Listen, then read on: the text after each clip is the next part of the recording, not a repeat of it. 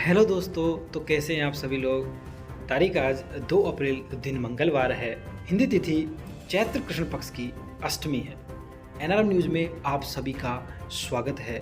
चलो अब चलते हैं आज की तमाम बड़ी खबरों पर नज़र डालते हैं।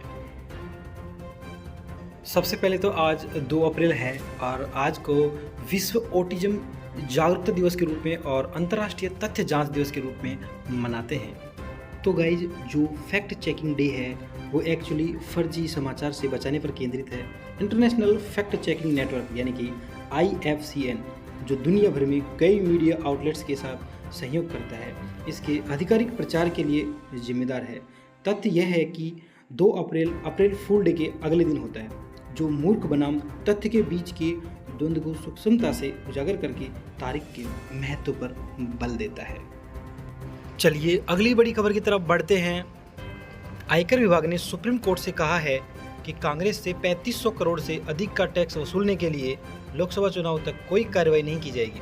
गौरतलब है कि विभाग ने टैक्स को लेकर कांग्रेस को कई नोटिस भेजे थे। चलिए दोस्तों, RLD के राष्ट्रीय उपाध्यक्ष शाहिद सिद्दीकी ने दिया इस्तीफा, कहा कि लोकतंत्र को खत्म होते नहीं देख सकता। चलिए अगली खबर आ रही है कि महाराष्ट्र की चुनावी उम्मीदवार चंद्रपुर महाराष्ट्र से लोकसभा चुनाव लड़ रही अखिल भारतीय मानवता पार्टी की वनिता राउत ने वादा किया है कि वह हर गांव में बियर बार खुलवाएगी और गरीबों को राशन सिस्टम के जरिए फ्री इम्पोर्टेड विस्की व बियर उपलब्ध करवाएगी। राउत ने कहा कि बेहद गरीब लोग होते हैं, वो जो कड़ी मेहनत करते हैं, उनको सिर्फ शराब पीने के बाद ही खुशी मिलती है। देखिए गाइस, चुनाव जीतने के लिए लोग क्या कुछ नहीं करते। बहरहाल अगली खबर देखते हैं। चीन द्वारा अरुणाचल प्रदेश की 30 जगहों के नाम बदले जाने के बाद विदेश मंत्री एस जयशंकर ने पत्रकारों से कहा कि अगर मैं आपके घर का नाम बदल दूं तो क्या वह मेरा हो जाएगा।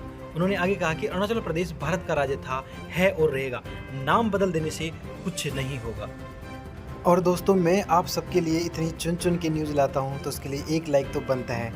प्लीज़ सबसे रिक्वेस्ट है कि चैनल को सब्सक्राइब करें और शेयर ज़रूर करें।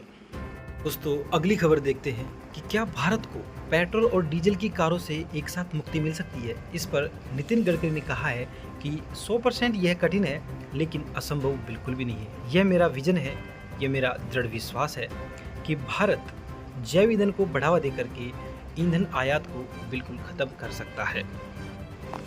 चलिए गाइज, अगली मौसम से संबंधित खबर आ रही है कि मौसम विभाग ने शेर की सूची भारतीय मौसम विज्ञान विभाग यानी कि IMD ने 2 से 5 अप्रैल तक कई राज्यों के लिए हीट वेव की चेतावनी जारी की है। इस अवधि में कर्नाटक, आंध्र प्रदेश, मध्य प्रदेश, पश्चिम बंगाल, महाराष्ट्र और झारखंड में हीट वेव की स्थितियां रहेगी। IMD के मुताबिक मध्य महाराष्ट्र व मराठवाड़ा में 2 अप्रैल और ओडिशा में 2 से 5 अप्रैल तक हीट वेव नाइट कंडीशन रहेगी। चलिए दोस्तों, अगली खबर है कि अतिथि शिक्षकों पर पुलिस ने किया लाठीचार्ज। दरअसल ये घटना बिहार के पटना की है। यहाँ पे नौकरी से निकाले जाने के खिलाफ प्रदर्शन कर रहे अतिथि शिक्षकों पर सोमवार को पुलिस ने लाठीचार्ज कर दिया और सैकड़ों अतिथि शिक्षक पटना में मुख्यमंत्री नीतीश कुमार के आवास का घेराव करने पहुंचे थे। गौरतलब है कि बिहार के शिक्षा विभाग ने सरकारी स्कूलों में कार्यरत 4257 अतिथि शिक्षकों को बाहर निकालने की तैयारी कर ली है। चलिए दोस्तों, अगली खबर देखते हैं कि सिरोही, जो कि राजस्थान में है, इसमें राजस्थान गुजरात बॉर्डर के पास एक तस्कर द्वारा खेत में शराब दबाकर उसके ऊपर फसल लगाए जाने का मामला सामने आया है। पुलिस ने बताया कि करीब 12 घंटे की खुदाई के बाद खेत से 576 कार्टून शराब बरामद की गई है। बकौल पुलिस खेत के मालिक शैतान सिंह को हिरासत में ले लिया है। चलिए गाइज, अगली खबर देखते हैं। भारत का रक्षा निर्यात पहली बार रिकॉर्ड 21,000 करोड़ के स्तर पर पहुँच गए हैं।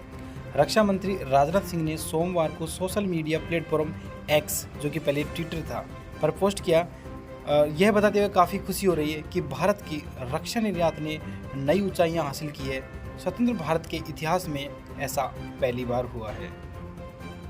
चलिए दोस्तों, अगली खबर देखते हैं कि प्रधानमंत्री नरेंद्र मोदी ने RBI की 90 साल पूरे होने के मौके पर सोमवार को मुंबई में एक कार्यक्रम के दौरान 90 रुपये के स्मारक सिक्के का अनावरण किया। यह विशेष स्मारक सिक्का 99.99% शुद्ध चांदी से बना है और इसका वजन करीब 40 ग्राम है। यह कार्यक्रम यानी कि इस कार्यक्रम में वित्त मंत्री निर्मला सीतारमण व आरबीआई के गवर्नर शक्तिकांत दास शामिल हुए। चलिए दोस्तों, अगली खबर शेयर बाजार से है। एनएसई का निफ्टी वित्त वर्ष 2024-25 के पहले दिन सोमवार को पहले कारोबारी सत्र के दौरान नए सर्वकालिक उच्च स्तर 22,529 तक पहुंच गया। वहीं बीएसई का सेंसेक्स 600 से अधिक अंक चढ़कर नए सर्वकालिक उच्च स्तर पर 74,255 तक पहुंच गया है। चलिए दोस्तों, अगली खबर देखते हैं। मार्च 2024 में भारत का जीएसटी संग्रह मार्च 2023 के मुकाबले 11.5% बढ़कर 1.78 लाख करोड़ रहा, जो अब तक का दूसरा। चलिए दोस्तों, अगली खबर है। कांग्रेस पार्टी ने लोकसभा चुनाव के लिए सोमवार को अपने 2 और उम्मीदवारों के नाम की सूची जारी की है। सूची के मुताबिक कांग्रेस ने अभय काशीनाथ पाटिल को अकोला महाराष्ट्र से और कादियम काव्या को वारंगल तेलंगाना से उम्मीदवार बनाया है। चलिए दोस्तों, अगली खबर देखते हैं। विदेश मंत्री एस जयशंकर ने खालिस्तानी नेता गुरपतवंत सिंह पन्नू को कथित तौर पर मारे जाने की साजिश पर भारत में अमेरिकी राजदूत एरिक गॉरसेटी के बयान पर प्रतिक्रिया दी है। उन्होंने कहा कि एरिक ने बतौर राजदूत जो कहा वह उनकी सरकार की स्थिति दर्शाता है। हमारी राय इससे अलग है। हमें कुछ जानकारी मिली है और उसकी जांच चल रही है। चलिए दोस्तों, फास्टैग को लेकर नया अपडेट है। 1 अप्रैल से लागू है एक वाहन एक फास्टैग नियम का उद्देश्य कई वाहनों के लिए एक फास्टैग के इस्तेमाल या एक वाहन में कई फास्टैग के इस्तेमाल को रोकना है। इसे इलेक्ट्रॉनिक टोल कलेक्शन सिस्टम की दक्षता बढ़ाने के लिए लागू किया गया है। चलिए दोस्तों, अगला अपडेट आ रहा है। केंद्र ने नागरिकों को यूएसबी चार्जर स्कैम को लेकर चेतावनी देते हुए एयरपोर्ट, कैफे और होटल जैसे सार्वजनिक स्थानों पर फ़ोन चार्जिंग पोर्ट का इस्तेमाल करने से बचने को कहा है। सरकार ने कहा है कि साइबर अपराधी चार्जिंग पोर्ट के जरिए फ़ोन में मेलवेयर ऐप इंस्टॉल कर डेटा हासिल कर लेते हैं, जिससे आपको ब्लैकमेल करके आपके पैसे भी ऐड सकते हैं। इसलिए सावधान रहें और सुरक्षित रहें। चलिए दोस्तों, अगली खबर देखते हैं। केंद्र सरकार ने free stock trading book scam को लेकर लोगों को चेतावनी जारी की है। इस स्कैम के तहत साइबर ठग फेसबुक व इंस्टाग्राम पर विज्ञापनों के जरिए स्टॉक ट्रेडिंग के बारे में लोगों को मुफ्त में किताबें बांटते हैं और व्हाट्सएप ग्रुप पर इन्वेस्टमेंट क्लासेज भी आयोजित करवाते हैं। लेकिन सरकार ने इसके लिए कहा है कि ये एक जाल हो सकता है, इसलिए सावधान रहें, सतर्क रहें। चलिए दोस्तों, अगली खबर आईपीएल से है। हार्दिक की कप्तानी में मुंबई की लगातार तीसरी हार, राजस्थान ने लगाई जीत की हैट्रिक। दरअसल मुंबई ने पहले बल्लेबाजी करते हुए 20 ओवर में मात्र 125 रन बनाए, जिसको राजस्थान रॉयल्स ने पीछा करते हुए 15.3 ओवर में कंप्लीट चेज कर लिया है।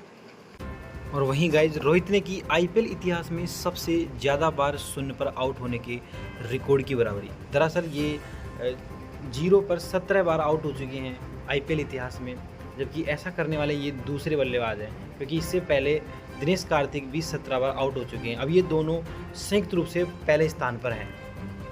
ओके गाइज, अब न्यूज़ का सिलसिला बंद करते हैं। मिलते हैं कल सुबह सेम टाइम पर। और दोस्तों, जिन्होंने चैनल अभी तक सब्सक्राइब नहीं किया, प्लीज़ चैनल को सब्सक्राइब कर ले और अपने दोस्तों के साथ भी शेयर करें। अपना ख्याल रखना। जय हिंद, जय भारत।